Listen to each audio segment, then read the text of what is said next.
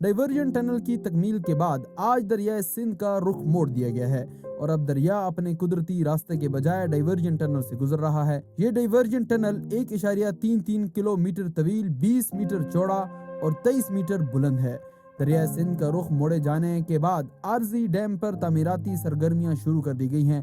عارضی ڈیم مکمل ہونے پر داسو ہائیڈرو پاور پروجیکٹ کے مین ڈیم کی تعمیر شروع کر دی جائے گی۔ داسو ہائیڈرو پاور پروجیکٹ کے جنرل مینیجر اور پروجیکٹ ڈائریکٹر، تعمیراتی کمپنی اور کنسلٹنٹس کے نمائندگان کے علاوہ انجینئرز اور ورکرز کی بڑی تعداد بھی پروجیکٹ کی تعمیر کے ان تاریخی لمحات کا مشاہدہ کرنے کے لیے موجود تھی۔ داسو ہائیڈرو پاور پروجیکٹ کا ڈائیورژن سسٹم 2 ٹنل پر مشتمل ہے۔ ان میں سے ایک ٹنل مکمل ہو چکا ہے اور پانی کے کم بہاؤ کے باوجود سیزن میں دریائے سندھ کا پانی گزارنے کے لیے کافی ہوگا۔ زیر تعمیر دوسرا ٹنل اپریل کے وسط تک مکمل ہو جائے گا اور موسم گرما کے دوران جب دریائے سندھ میں پانی کے بہاؤ میں اضافہ ہوگا تو یہ ٹنل بھی دریائے سندھ کا پانی گزارنے کے لیے دستیاب ہوگا۔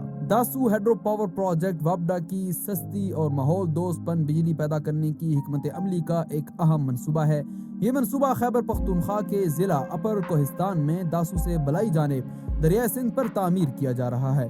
اس منصوبہ کی مجموعی پیداواری صلاحیت 4320 میگا واٹ ہے اور اسے 2 مراحل میں مکمل کیا جائے گا۔ اس وقت وابڈا داسو ہائیڈرو پاور پروجیکٹ کے پہلے مرحلے کو تعمیر کر رہا ہے جس کی پیداواری صلاحیت 2160 میگا واٹ ہے۔ پہلے مرحلے سے بجلی کی پیداوار کا آغاز 2026 میں متوقع ہے اور یہ ہر سال نیشنل گرڈ کو اوسطاً 12 ارب کم لاگت اور ماحول دوست پن بجلی مہیا کرے گا۔ دوسرا مرحلہ بھی 2160 میگا واٹ پیداواری صلاحیت کا حامل ہوگا اور مکمل ہونے پر سالانہ 9 ارب یونٹ مزید پن بجلی نیشنل گرڈ کو فراہم کرے گا۔ دونوں مراحل مکمل ہونے پر 21 ارب یونٹ کے ساتھ داسو ہائیڈرو پاور پروجیکٹ سالانہ پیداوار کے اعتبار سے پاکستان کا سب سے بڑا پن بجلی منصوبہ ہوگا۔